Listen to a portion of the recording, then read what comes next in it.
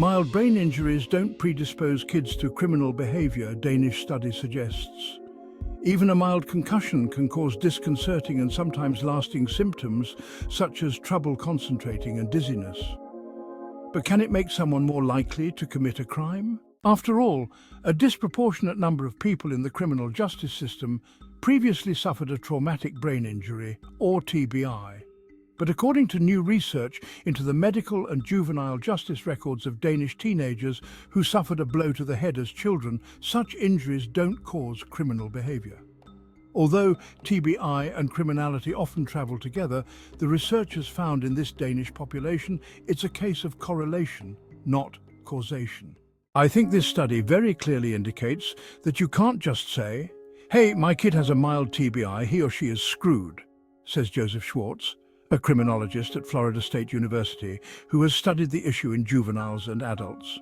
At the same time, he cautions that there are important variables this study wasn't designed to capture, such as the treatment received, the effect of repeat TBIs, and the circumstances surrounding the injury. All of these, he says, could influence criminal behavior in some people. Beyond showing high rates of past TBI among those charged with or convicted of crimes, research into this topic has been limited. Studies have found that mild TBI is associated with later behavioral problems, including impulsivity and inattentiveness, which are also linked with criminal behavior. At the same time, it's well known that the risk factors in the child and the family for TBIs are the same as the risk factors for delinquency, including poverty and parental substance abuse, says Sheila Hodgins, a clinical psychologist at the University of Montreal. She notes, too, that impulsivity and attention and conduct disorders heighten the risk of sustaining a mild TBI in the first place. To look more closely at the relationship, a team of Danish sociologists took a big-picture view, mining their country's databases for medical records from children born between 1995 and 2000 and identifying those diagnosed with a mild TBI, also called a concussion, in elementary school. That worked out to about 4% of all children, or more than 13,000 youngsters. It's not that rare to have a concussion at this age, says study co-leader 𝐂𝐻𝐈𝐋𝐃, a sociologist at the University of Copenhagen and the Rockwool Foundation, which studies health inequalities. Her own son suffered a concussion at age 5 when he was hit in the head with a rock.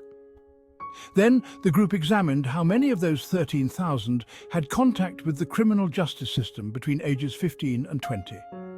They used as a comparison group 329,000 children born in the same time range who didn't have a mild TBI in their medical records. Kids who'd suffered a concussion were more likely to face criminal charges or convictions. 8.4% who'd had a mild TBI were charged with a crime as teens, and 6.6% were convicted versus 6.3% and 5% respectively in the comparison group. That's quite a large difference, nearly a 30% increase, 𝐂𝐻𝐈𝐋𝐃 notes. The pattern held even when researchers broke out crimes by type, assault or vandalism, for example, or by the offender's sex. Then came the big question: did the concussions predispose youths to committing later crimes? To tease this out, 𝐂𝐻𝐈𝐋𝐃 and her colleagues examined whether mild TBIs were linked to criminality among kids who were otherwise similar, particularly siblings growing up in the same family. They also controlled for parents' education, birth weight, and other factors. With those controls in place, the association between concussions and later contact with the criminal justice system disappeared, the team reported yesterday in JAMA Pediatrics. There are various explanations for the effect on crime disappearing. The authors and outside researchers agree. 𝐂𝐻𝐈𝐋 notes that crime is a fairly extreme outcome, and a mild concussion may rarely damage the brain enough to drive such behavior. She stresses that the study can't say whether a severe TBI leads to criminal actions. It's also possible that younger children can more easily recover from mild brain injuries.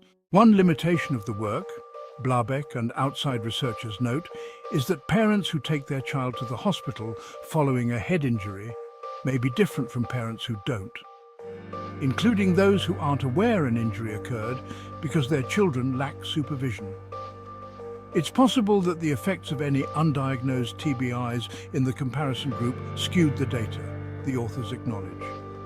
The study also doesn't rule out the possibility that TBIs could enhance some risk factors known to fuel criminal behavior, such as impulsivity and other behavioral disorders, or growing up in a deprived home, 𝐂𝐍𝐶 says. The problem is that the risk factors are there from very early on in life, and we don't know when the initial TBI occurs or how it might intersect with those factors. It's a tough question to study. In a paper published in July in Frontiers in Neuroscience, 𝐂𝐍𝐶 and colleagues reported that among children who sustained a mild TBI, only those who also had disruptive behavior disorders showed changes in white matter in several brain regions, suggesting these risk factors may build on each other in ways that aren't well understood. A brain injury may also have knock-on effects that can be tough to untangle, 𝐂𝐍𝐶 says. In a multi-year survey of youth, he found that a mild TBI reduced impulse control, which in turn can lead to criminal behavior in some. And the circumstances of the injury may matter too, 𝐂𝐶 says. A child who sustains a mild TBI from falling off a bike may experience different behavioral changes from one who's injured by abuse and suffers from exacerbating psychological trauma. Although the Danish study is instructive on a population level, it still doesn't resolve the burning question. Do TBIs enhance these risk factors that are already there or not? 𝐂𝐍𝐶 says. Answering that might even reveal ways to reduce a childhood concussion's after effects and help kids build resilience. To stay updated on this study and more, follow Science Rise On for your daily science news.